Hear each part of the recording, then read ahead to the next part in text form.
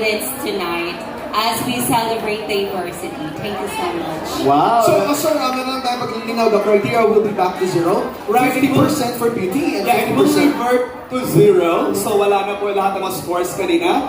That is beauty 50% and the Q&A intelligence 50% for a total of 100. Alright, so Binibining number 10, are you ready? Kindly pick the name I of... should be ready. Right. Thank you so much. Alright, pick a name of our judges. Alright. Alright, and you picked Sir Renan Reduda PS. Sige lang. Absolutely. Magandang umaga, Binibining 10.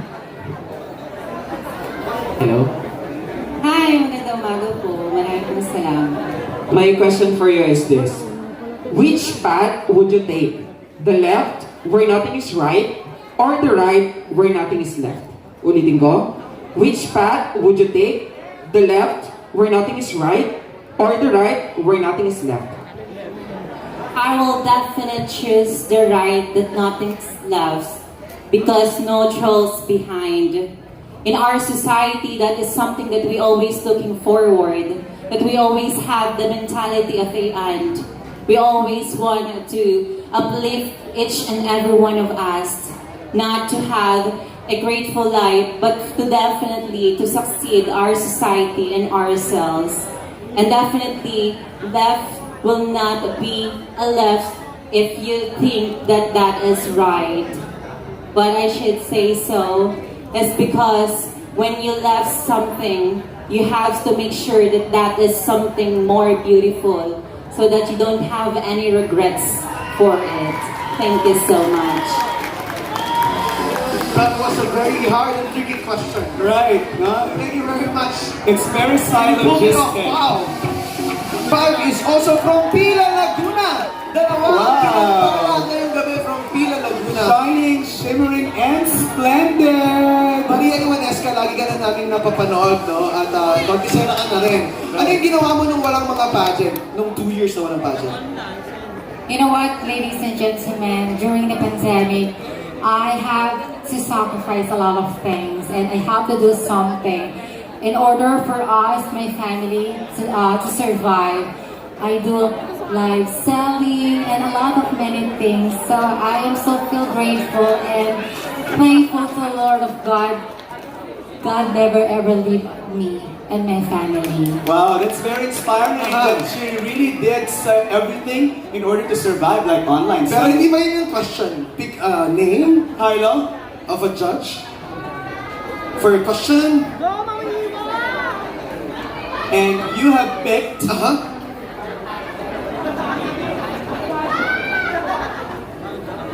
You have picked Mr. Benson Melendez.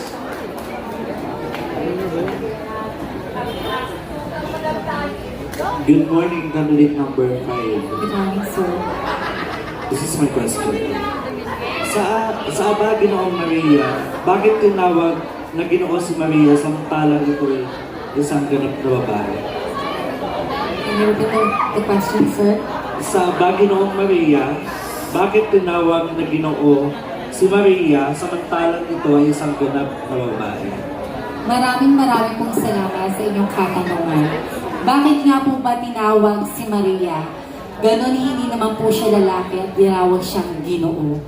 Marahil mga kaibigan, sa persona ng ating mundong ginagalawan, kapag sinabi mong Ginoo, ito yung tinatawag ng mataas na posisyon. Kaya para sa akin, bilang isang anak at merong isang ina na kagaya ng ating Birheng Maria, naniniwala ako na taas mo ako, ginagalang ko ang aking ina na parang si Maria. Mga minamahal kong manonood, lagi nating huwag kakalimutan na magdasal sa ating buong may kapal. Because at the end of the day, we were all gonna die. We will face God.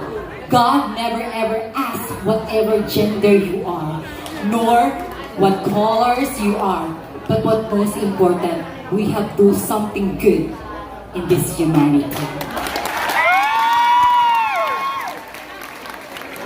Maaaring bakla po ako sa inyong harapan. Ngunit gusto ko lamang patunayan sa inyo na kahit bakla ako, bandera ko po ay hindi tutumba. Maraming salamat. Thank you very much, candidate number 5, Maria Iwanesca from Pagsanjan, Laguna. Nakakatawa yung tanong ni Sir. 16, Lupita La Porteza. Binibining number 16 is from Cavinti, Sambalilo Festival. Mayor Milbert, magandang gabi po. Let's call on Carlo. Hi. Carlo. Alright, go ahead, number 16. Pick a name. And you have picked Miss Laren May Bautista. The Green Queen herself. Hi, good morning. Morning. Are you nervous? A little bit. Don't be. So here is your question. What do you think is the power of the LGBTQIA plus community? Again, what do you think is the power of the LGBTQIA plus community? Everybody, great power comes with great responsibility. Great power comes with great responsibility. Pero ating laging tatandaan na ang kapangyarihan ng isang tao ay laging may kakaiba na responsibilidad na dapat natin ipagtama. At ang responsibilidad ng LGBT community ay ang palaganapin ang anti-discrimination and gender equality. Hindi lamang para sa mga LGBT members, kundi sa mga lalaki at babae.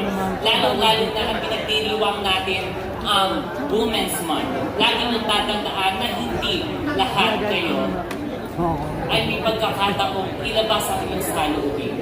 Ngunit ngayong araw na ito ay binibigyan kayo ng pagkakataon upang ibigay ang inyong 100% upang ilabas ang inyong emosyon at ang inyong gustong maging kasarian sa buhay. Ang araw na ito ang magiging gabay at ang araw na ito ang magiging plataforma para sa gender equality and anti-discrimination.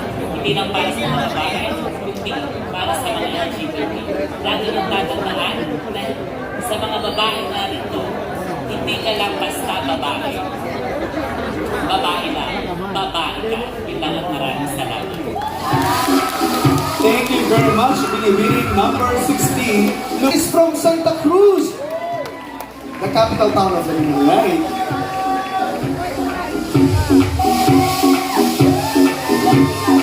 There she is. Carlo Tapier, number 17. Pick a name of a judge. And you have picked Mr. Vernon, Sir Vernon Abeliana. Hello. Good evening, sir.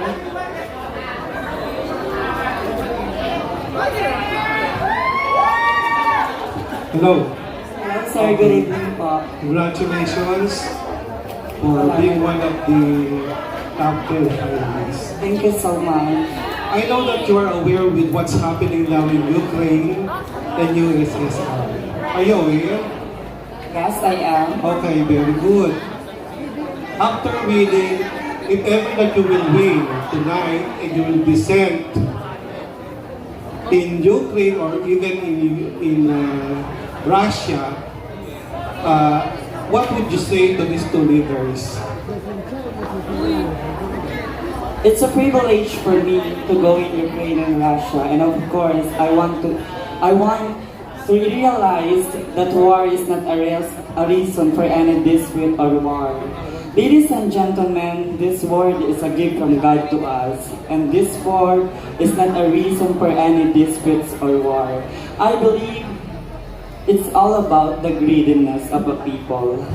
Also, if you want good connections to all of us, if you want a good understanding, because connections connects people and communications understand people. And communications that we believe in us and to communicate one another. I believe, ladies and gentlemen, hindi natin kailangan bumato ng baril para masabing tayo ay matapang.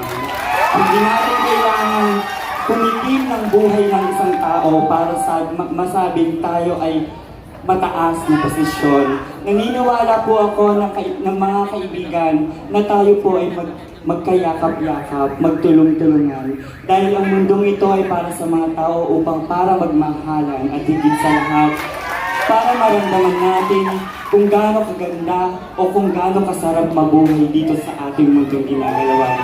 Ladies and gentlemen, isang pribilehyo po kung ako ay makakausap ang mga leader ng Ukraine at Russia. Isa lamang po ang aking sasabihin. Tayo po, lahat ay magkaisa. Walang away, walang gulo, pagmamahal ang ating isaalang-alang. Maraming pong salamat. Maraming salamat. Binibining number 17. Pagsanjan is from the capital of the Philippines, Laguna. There she is! With her sultry, sultry walk. Yes. Carla, kindly pick.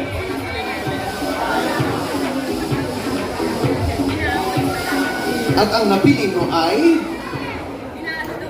And you have picked Mr. R.C. Dakia.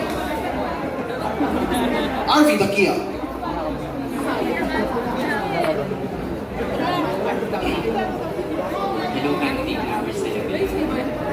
Hello po.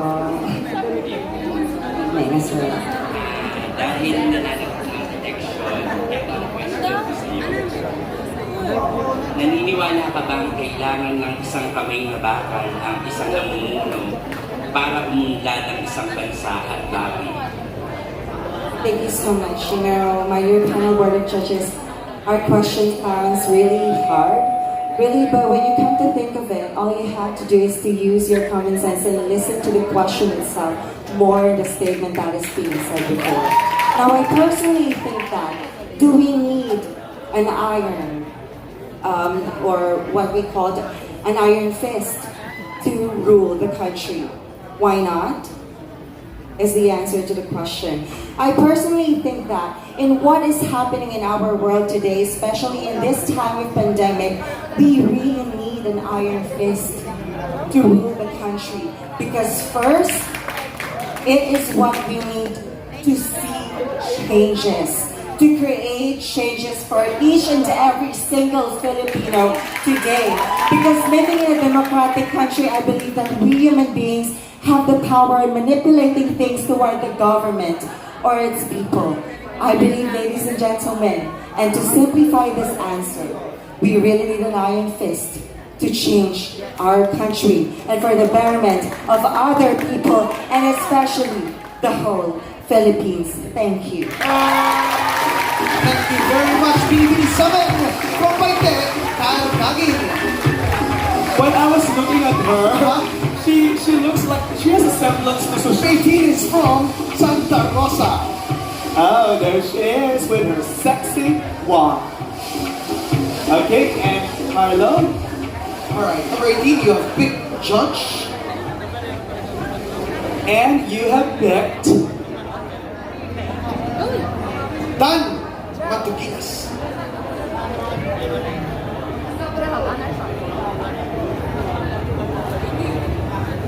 Hello, good morning, Binibining 18. Good morning. Yeah. So here's my question. During what we experienced this pandemic, which profession do you think deserves the highest increase in salary and why? Thank you so much for that wonderful question. Before I answer the question, I would like to say good morning, everyone. And to answer that question, so I think nurse, doctor, and frontliners should increase salaries. You know why? Kasi po sila yung unang nagbubuhis ng buhay dahil sila ang unang tatapat sa virus. Kaya lamang po dapat sila ang tunay na itaas ang sahod. Yun lamang po at maraming salamat. Thank you very much. Number 18. Number 18 is Mame Matienzo from Santa Rosa. Number 12, Pia Garcia from... Number 12, Pia Garcia is from Santa Rosa as well. Wow. Ang ganda ng tanong ng ating judge, no? Sino Lahat sila. very timing na sino nga ba dapat ang taasan ng sweldo? And also, very surprising, lalo na yung iba mong mga questions na hindi natin nakakalain. Oh, yun lang. First time ko lang narinig yung mga ganong klase ng question. Maganda rin yung iba-iba eh. Tungkol sa war, tungkol doon sa, di ba, yung sinabi ni Sir from Tagaytay, kung ikaw ay magiging Pangulo, di ba, kailangan ba natin ng iron-fisted leadership? Wow! Binibining number 12, Carlo? Another one from Santa Rosa. And it's Judge Jervy Stanislao.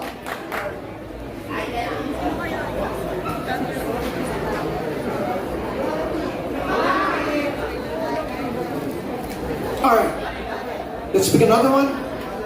Kindly pick another one. Jervy Stanislao. Alright. Hello, hi candidate number 12. Hello, ma'am. Hope you are familiar with this question. Kaya mo to. What will you choose? You are a dust in the wind or a drop of water in the sea? Again, what will you choose? You are a dust in the wind or a drop of water in the sea? Well, thank you so much for that very mind-boggling question, ma'am. That's a very difficult question that I ever heard sa pagsali ko po sa pageant tulad ng ganito. But on that question, let me choose a dust on the wind. Why did I say so? Ladies and gentlemen, dust on the wind, alikabok sa hangin. Mas gusto ko pong malayo ang aking marating na dadalahin ng hangin.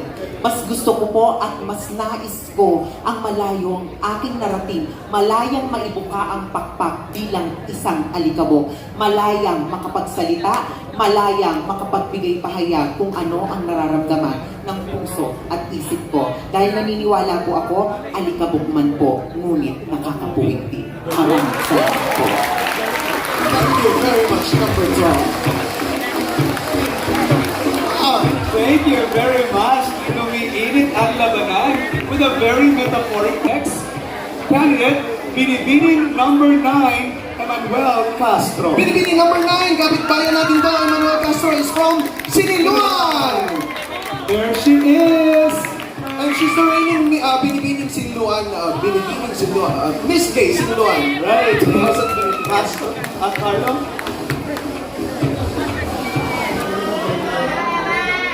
Eman, the question will be coming from Mr. Lawrence Escusura.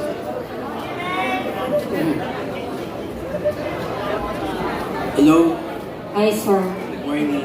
Morning. Nakakabating ka. Yes po, okay. Well, madali naman itong question. So, May 2022 election is fast approaching. At this time of pandemic, most of us aspiring candidates started their pursuit of campaign already, despite of the COVID-19.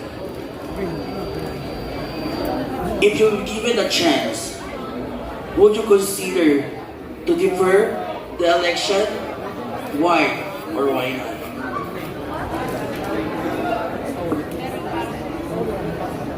Thank you so much for that wonderful question. You know what, sir? I don't think that it is necessary to defer the election because, you know, there are many presidential candidates who have better dreams for the country. You know, we are in the pandemic right now. You don't know which one who has the better dream, you know? We already have a president right now, and there are progress, but it is very little by little. But you know what? This pandemic really has to begin too soon because this is really making our economy down. You know, if we will be given a chance to vote, we have to choose wisely. We have to vote for the one who has the most perfect intention for our country. With a perfect leader, we have a perfect country. No more pandemic, no more problems, no more poverty. Thank you. Thank you very much. Thank you very much, Binibining number 9. Number 20, Sophia Nicole Arcangel. Number 20 is from Kalayaan, Laguna.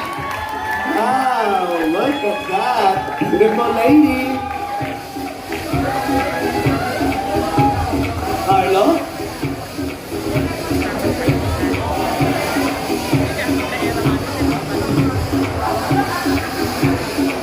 Ayun, picked.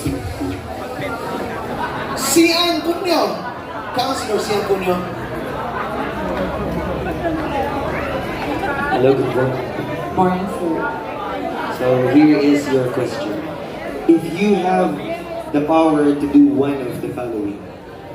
First, eliminate poverty and hunger. A government with no graft and corruption. Or solve all environmental problems. Which would you choose? May you repeat the question, sir, please? If you have the power to do one of the following, eliminate poverty and hunger, a government with no graft and corruption, or solve all environmental problems, which would you choose? I would choose a government without graft and corruption. I believe that that is the first thing and first reason that's why our country is suffering from poverty. Lacking of paying attention on the environment projects, and I think that if there's no corruption, then I think that our country could be a better place to live in. Thank you. Thank you very much, candidate number 20. And we're down to our last candidate number. That was a very steaming question from SKCN and ConCCN.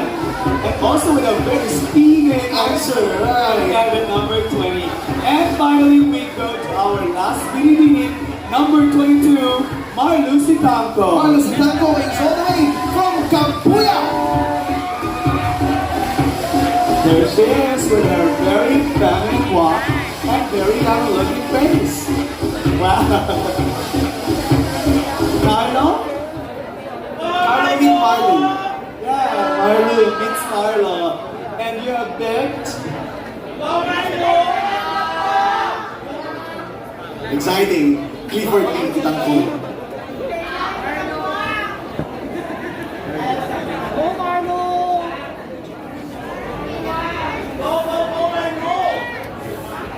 Hi. So, here's my question. Decades ago, natural beauty is highly praised. In the modern technology today, where plastic surgeries and physical enhancements are rampant and easily accessible, do you think natural beauty is still relatively important? Why or why not? Good evening. I think it is very important. First and foremost, I'd like you to know that we have freedom of choice. And with that choice comes with responsibility. As long as you don't hurt anybody or degrade anyone, I believe that there's no problem with that at all. So I think that beauty is skin deep. Thank you. Thank you very much. Short and sweet, as they say. Number 22, Marlo Sitanco from Cabuyao. Oh, wow. Right.